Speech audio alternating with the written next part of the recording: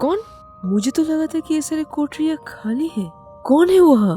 बस एक अकेली बूढ़ी औरत जो शायद तुम्हारी बातें सुनना पसंद करेगी। कुछ और साल बीत गए, लेकिन फर्क ये था कि इन सालों में लोकी के पास कोई ऐसा था जिसके साथ वो अपने दिल के सारे बातें शेयर कर सकता था, अपने फीलिंग्स को बता सकता था। कोई ऐसी जो इस बेचारे बच्चे के दिल को और उसके काम को समझ सकती थी। इस पूरे रियासत में उसे कोई ऐसा मिला जो उसके अंदर के पोटेंशियल को देख सकती थी, उसकी तारीफ कर सकती थी। और लोकी के साथ महारानी फ्रेया की ये दोस्ती गहरी होती गई। लोकी छुप के यहाँ आके फ्रेया के साथ अपने दिल की बातें शेयर करता था और महारानी फ्रेया लोकी को एसगार्ड की कहानियां सुनाती थी और मिडगार्ड के बारे में बताती थी। कुछ और बताइए ना मिडगार्ड के बारे में। लेकिन लोकी ने महारानी फ्रेया को कभी नहीं बताया कि उसका असली बेटा थॉर जिंदा है। शायद इस डर से कि जानने के बाद, थॉर से मिलने के बाद शायद लोकी के झोली में आया ये माँ की ममता और दोस्ती भी उससे छीन जाएगी। ओह, मैं तो आपका खाना देना भूल ही गया। है, वैसे तो मैजिकल स्पेल में मास्टर होते जा रहे हो लोकी। क्यों नहीं, मैं सबसे बेहतरीन टीचर से जो सीख रहा हूँ। और देखते ही देखते दोनों बच्चे बड़े हो गए। अगर उस दिन हम लोगों की किस्मत थोड़ी सी दयालु होती तो आज तुम एसगार्ड में बड़े होते मेरे बेटे। और मैं ये सोच के ही गर्व महसूस करती हूँ कि तब तुम एसगार्ड के एक कितने वफादार और अच्छे वॉरियर होते। और एक दिन लोकी अपने मैजिक का इस्तेमाल करके महारानी फ्रेया को छुड़ाने के लिए एक चाबी ले आता है। अगर आप यहाँ से छूट सके तो क्या आप मुझे अपने साथ ले जाएंगे? क्या आप मुझे अपने साथ मिडगार्ड ले जा सकते हैं बाइफ्रॉस्ट के जरिए? लेकिन ये तो बहुत खतरनाक बात होगी। अगर तुम्हारे पापा को पता चला तो तुम्हें तो। आप उसकी चिंता मत कीजिए, उनको तो ये ध्यान भी नहीं रहेगा कि मैं मौजूद नहीं हूँ, क्योंकि उनका ध्यान तो हमेशा किसी और पे रहता है। पिताजी, हमने सदियों से ग्रीम के साथ शिकार किया है। हम उनके साथ तब से हैं जब हम एक छोटे से बच्चे थे। क्या हमें उनको मारना सही रहेगा? उसने आपके काबिलियत पे सवाल उठाया है बेटा। उसे संदेह है कि आप इस सिंहासन के लायक नहीं है, और उसकी ऐसी संदेह फैलाना का मतलब है कि उसे हमारी यानी अपने राजा के सिद्धांत पे भी संदेह है। और एक फ्रॉस्ट जायंट होने के नाते आपका यह फर्ज बनता है कि आप आपके राजा के सम्मान और खुद के सम्मान की रक्षा करें। ए और फ्रॉस्ट जायंट, एसगार्डियन चचिंदर कभी एक असली फ्रॉस्ट जायंट नहीं बन सकता। हमें एसगार्डियन मत पुकारो। बहुत बढ़िया मेरे बेटे, और आज हम तुम्हें हमारे सम्मानी द आइस क्रशर सौंपते हैं। तुम इसके हकदार हो, जैसे हमारे पापा ने हमें सौंपा था। लो मेरे बेटे, इस सम्मान को कमाओ। ये तो मेरे सोच से भी ज्यादा भारी है पिताजी। नहीं, एसगार्डियन इसके लायक नहीं है। हो सकता है ग्रीमर, लेकिन इसके लायक बनने के लिए हम कुछ भी करेंगे।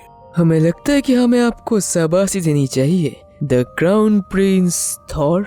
आपने बहुत देर कर दी भाई। हाँ, माफी चाहूंगा भाई, मेरे कुछ कर्तव्यों ने मुझे कहीं और फंसा दिया था। योमिर्स बियर्ड, हमारे भाई के भी कुछ कर्तव्य है। हमने कभी सोचा भी नहीं था कि हम ऐसा कुछ सुनेंगे।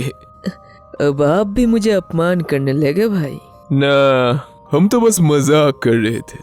आपको कोई अंदाजा भी नहीं है कि हमें आपको देख के कितनी खुशी हुई भाई।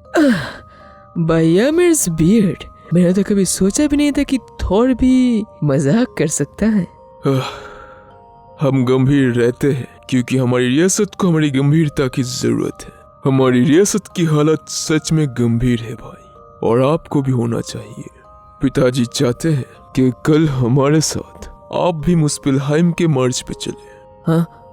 हाँ भाई, मेरे लिए गर्व की बात होगी। रानी फ्रेया, हमें जल्दी यहाँ से निकलना होगा अभी। लोकी का कोई इरादा नहीं था किसी भी तरीके के किसी जंग में जाने की। और खास करके मुस्फेल्हाइम में सेटर के आग के पास तो बिल्कुल ही नहीं, क्योंकि जिंदा जलने के लिए वो कुछ ज्यादा ही नाजुक था। हम यहाँ क्यों आए हैं पिताजी? हमें तो अभी मुस्फेल्हाइम में होना चाहिए। ये तो एसगार्ड है ना? हमें तो लगा था कि हम मुस्फेल्हाइम में जंग लड़ने जाएंगे। क्योंकि यहाँ हमारे कुछ दुश्मन छुपे हुए हैं बेटे, जो हमारे घर के और भी ज्यादा करीब है। यहाँ? लेकिन यहाँ तो कुछ भी नहीं है सिवाय धूल और मरे हुए लोगों के भूतों के। और आखिर हम लोगों ने हमारे सेना को पीछे क्यों छोड़ दिया? क्योंकि हमें यहाँ पे एक भागी हुई कैदी और एक गद्दार को पकड़ना है, जो हम में से ही एक है। और हम नहीं चाहते कि हमारे सेना, हमारे लोग हमारी इस शर्मिंदगी को देखे। थोर, बोलिए पिताजी। क्या मैं तुम्हें अपने सबसे वफादारों में से गिन सकता हूँ, या फिर तुम्हें भी अपने अतीत के इस जगह से, अपने अतीत के लोगों से कोई वास्ता है?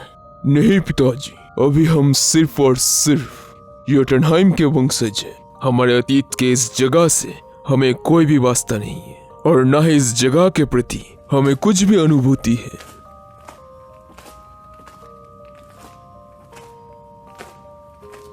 मुझे पता है थोर कि मेरा वफादार बनना और खास करके मेरा बेटा बनना आसान नहीं है।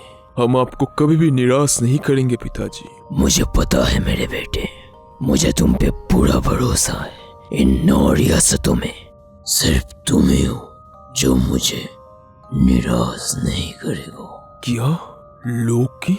थॉर और किंग लॉफी की आंखों के सामने लोकी महारानी फ्रेया के साथ रेनबो ब्रिज को ठीक करके वहां से भागने की कोशिश कर रहा था। जल्दी कीजिए महारानी, मैं ज्यादा देर तक अपने छलावे से रंजन के गार्ड्स को धोखे में नहीं रख सकता। तुम कभी भी अपने राजा से दूर नहीं भाग सकते, जब तक कि ना तुम्हें नरक में पहुंचा दे। नहीं पिताजी, भाई को जरूर उसने बहकाई होगी। रहम कीजिए अपने बेटे पे। बेटा और मेरा, ये हरामखोर मेरा बेटा हो ही नहीं सकता। ये हमारे दुश्मन की मदद कर रहा था। और रहम, मैंने तुम्हें बताया है थोर कि एक फ्रॉस्ट जायंट के राजा को ये शब्द शोभा नहीं देते। तुझे क्या लगा लोकी कि मैं इतना बेवकूफ हूँ कि मुझे पता नहीं चलेगा? मुझे लगा था कि आपका ध्यान कहीं और होगा, क्योंकि आपने मेरे अंदर की पोटेंशियल को कभी नहीं देखा। लोकी! लोकी, ये आपने क्या किया भाई? आपने ये क्या किया भाई? थोर, मेरी बात सुनो भाई। क्या तुम भूल गए कि हमने बचपन में क्या वादा किया था? चुप रहो और कोई झूठ नहीं। आपने हद पार कर दी है। आप ये कैसे कर सकते हैं भाई? आपने धोखा दिया हमारे राजा को, आपने धोखा दिया हमें। लोकी संभाल के। नहीं नहीं थोर, तुमने क्या कर दिया भाई? हे माँ, ये थोर है। मेरे पापा की जालिमियत ने तुमको क्या बना दिया है थोर, कि तुम अपने माँ को पहचान नहीं पाए। क्या हमारी माँ? आपको पता था? आपको इतने सदियों से पता था? आपने बताया नहीं हमें? सच में भाई, आपने इतने सदियों से कुछ भी नहीं सीखा। आप जोटनहैम के एक बेवकूफ बर्फीले राक्षस को धोखा नहीं दे पाते, तो गॉड ऑफ विंटर को क्या खाओ धोखा देंगे? क्या करूं भाई, यही तो हमारी एकमात्र उम्मीद है।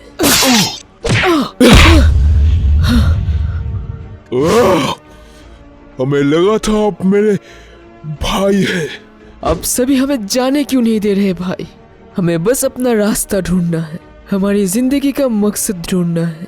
आप लोग हमें जाने क्यों नहीं देते भाई? चले जाइए यहाँ से। चाहे तो आप भी हमारे साथ आ सकते हैं भाई। हम दोनों एक साथ मिडगार्ड पे एक जगह ढूंढ ही लेंगे, जहाँ पे कोई फ्रॉस्ट जायंट्स नहीं होंगे और ना ही कोई एसगार्डियन, सिर्फ आप और हम। अगर हम चले गए तो हमारे लोगों का रक्षा कौन करेगा? फायर डीमंड से, डार्क एल्फ से, ट्रोल से हमारे लोगों को बचाएगा कौन? हमें हमारी जिंदगी का मकसद मिल गया है भाई। जाइए, आप अपना ढूंढिए।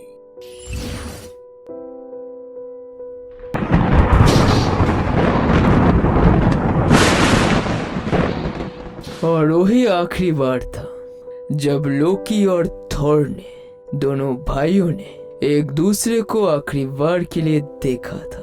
लोकी ने मिडगार्ड पे अपनी जगह ढूंढ ली, अपने जिंदगी का मकसद ढूंढ लिया। वो बना मिडगार्ड का एक ग्रेट चैंपियन। लेकिन वो कहानी फिलहाल कभी और। ठीक है बच्चों? लेकिन लोकी, क्या हम लोग कभी थॉर को देख पाएंगे? थॉर को कभी देखने का मौका मिलेगा? हाँ अंकल, बताइए ना। गॉड ऑफ विंटर शायद गॉड्स मिडगार्ड के लिए सबसे बेहतर चीज नहीं है। लेकिन बाहर बिजली कड़क रही है और बिजली तो बहुत पास है। क्या कभी मौका नहीं मिलेगा? लोकी, क्या तुम प्लीज इन बच्चों के दिमाग में कहानियां भरना बंद करोगे? इससे बेहतर तुम चूल्हा जलाने के लिए लकड़ियां भरो तो ज्यादा बेहतर होगा। हाँ, जा रहा हूँ। तुम्हारे गुस्से का सामना करने से अच्छा है कि मैं किसी राक्षस का सामना करूं मेरी जान। ये क्या है? थॉर?